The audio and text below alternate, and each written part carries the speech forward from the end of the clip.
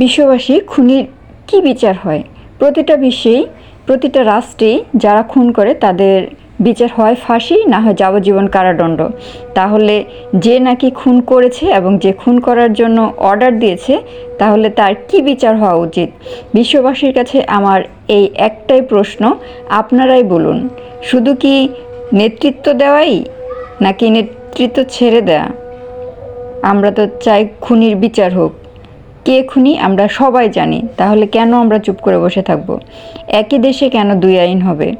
যদি আপনার নিজের সন্তান হতো, আপনি কি করতেন? চুপ করে বসে থাকতেন?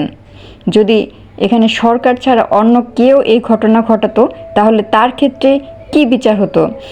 সম্মানিত রাষ্ট্রপতির কাছে আমার এই একটাই প্রশ্ন, আপনি বলুন। এবং সারা বিশ্বে যারা আছেন সকলের কাছে আমার একটি প্রশ্ন, খুনির কি বিচার হওয়া উচিত?